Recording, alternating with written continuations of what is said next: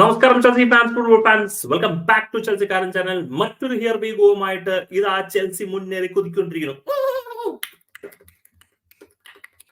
കുതിച്ച് എങ്ങോട്ടാണെന്നുള്ളത് ചോദിച്ചു കഴിഞ്ഞാൽ ആർക്കും അറിയില്ല. കടിഞ്ഞാനിടാത്ത കുതിരയെ പോലെയാണോ നമ്മൾ കുതിച്ചുകൊണ്ടിരിക്കുന്നത്, അതോ ഒരു ലക്ഷ്യം കടിഞ്ഞാനിട്ട് ലക്ഷ്യത്തിലേക്ക് ഓടുന്ന കുതിരയെ പോലെയാണോ നമ്മൾ ഓടിക്കൊണ്ടിരിക്കുന്നത് എന്നുള്ളൊരു ചോദ്യത്തിന് സത്യം പറഞ്ഞ ഉത്തരം നെഹീം എന്നാ പറഞ്ഞ നെഹീം. പക്ഷെ ഈ പറയുന്ന പ്ലെയറിനെ നമ്മൾ ഹിയർ ബി ഗോ വന്നു കഴിഞ്ഞു.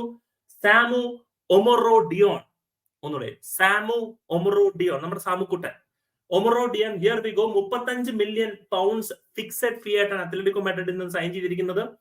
ഏകദേശം അതേ ഫീ തന്നെയാണ് നമ്മൾ കോണർ ഗാലഗറിനും എഗ്രി ചെയ്തിരിക്കുന്നത്. അപ്പൊ ചുരുക്കം പറഞ്ഞ ഒരു എക്സ്ചേഞ്ച് ഡീല്. വ്യത്യാസം എന്താണെന്ന് വെച്ചാൽ ചെൽസിക്ക് കോണർ ഗാലഗറിന്റെ ഡീല് ഫുൾ പ്രോഫിറ്റ് ആയിട്ടും ഒമറോ ഡിയോണിന്റെ ഡീല് 5 വർഷമായിട്ട് ബ്രേക്ക് ചെയ്യാനുമായിട്ടുള്ളൊരു അവസരമാണ് സത്യം പറഞ്ഞാൽ കിട്ടിയിട്ടിരിക്കുന്നുള്ളത്. സത്യം പറഞ്ഞാൽ ഐ മീൻ ഇതൊരു നിക്കോളസ് ജാക്സണായി മാറുമോ അതോ ആരായി മാറുമോ നമുക്ക് പറയാൻ പറ്റില്ല, നമുക്കൊന്നും എഴുതി തള്ളാൻ പറ്റില്ല. പക്ഷെ ചെറിയ ഒന്ന് രണ്ട് ഇമ്പോർട്ടന്റ് ആയിട്ടുള്ള ഫാക്ടേഴ്സ് ഒക്കെ പറയുകയാണെന്നുണ്ടെങ്കിൽ അത്യാവശ്യം ഷോട്ട് ടേക്കിംഗ് എബിലിറ്റി ഉള്ള ഒരു പ്ലെയർ ആണ്. ഭയങ്കര ഫിസിക്കൽ ആണ്. 6'4", നല്ല ഹൈറ്റ് ഉണ്ട്, നല്ല ഫിസിക് ഉണ്ട്. മാർക്ക് ഗുയെ റോയ് ആണെങ്കിൽ അതിനേക്കാളും കുറച്ചും കൂടി ഒരു പോളിഷ്ഡ് വേർഷൻ.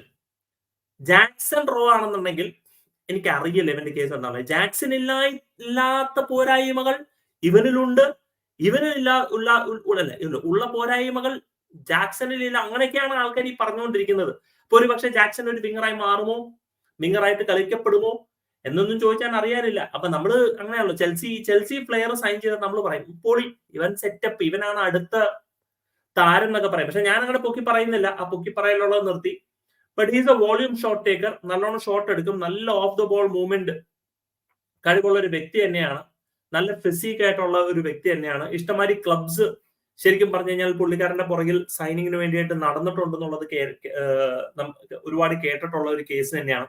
ഫെബ്രിസിയോ റൊമാനോവും പറഞ്ഞു ബയർ ലെവർകൂസൻ പോരാത്ത 1-2 ക്ലബ്ബ്. പക്ഷേ ഒമറോ ഡിയോൺ വന്നു കഴിഞ്ഞാലും എന്നെ സംബന്ധിച്ച് is not a first choice. Osimhen ആണെന്നുണ്ടെങ്കിൽ is definitely a first choice, supported by Omorodion and Jackson. ഇനി ഒമറോ ഡിയോൺ വന്നതുകൊണ്ട് തന്നെ ഒറ്റയ്ക്ക് കയറി കളിക്കുന്നു എന്ന് എനിക്ക് തോന്നുന്നില്ല. ഹി വിൽ നീഡ് എന്താ പറയണേ bit of time to get adjusted. ഈ പറയുന്ന പോലെ പ്രീമിയർ ലീഗും കാര്യങ്ങളും. അതുകൊണ്ട് വല്ലാണ്ട് ഹൈപ്പും ഹോപ്പും ഒന്നും വേണ്ട. മാർക്ക് ഗെയു വന്നു, അപ്പൊ നമുക്ക് ഉറപ്പിക്കാം മാർക്ക് ഗെയു ലോൺ അല്ലെങ്കിൽ ഡെവലപ്മെന്റ് സ്ക്വാഡ്. ഡെവലപ്മെന്റ് സ്ക്വാഡിൽ വേറെ ചോദ്യമുണ്ട്, അവിടെ ഓൾറെഡി ഡേവിഡ് വാഷിംഗ്ടൺ ഉണ്ട്. അപ്പൊ മാർക്ക് ഗെയു എവിടെ പോവും അറിയില്ല മക്കളെ, അറിയില്ല, നോ ഐഡിയ. അപ്പൊ നമ്മുടെ 45 മെമ്പർ സ്ക്വാഡ് ഇപ്പൊ 46 മെമ്പർ സ്ക്വാഡ് ആയി കഴിഞ്ഞിരിക്കുകയാണ്.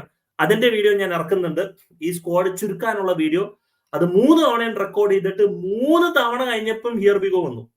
ഒന്ന് കോണർ ഗാലഗർ, 2 കോണർ ഗാലഗറിന്റെ ഹിയർ ബി ഗോ. ഇതിപ്പോ 3ാമത് റെക്കോർഡ് ചെയ്ത് കഴിഞ്ഞിട്ട് ഒമറോ ഡിയോണിന്റെ ഹിയർ ബി ഗോ വന്നു കഴിഞ്ഞു. മനുഷ്യന്റെ ഇത് റെക്കോർഡ് ചെയ്യാൻ നിവൃത്തിയുള്ളൂ, അല്ലാണ്ട് റിലീസ് ചെയ്യാനായിട്ട് നമ്മളെ കൊണ്ട് പറ്റുന്ന എനിക്ക് തോന്നുന്നില്ല. But anyway, this is ഒമറോ Dion.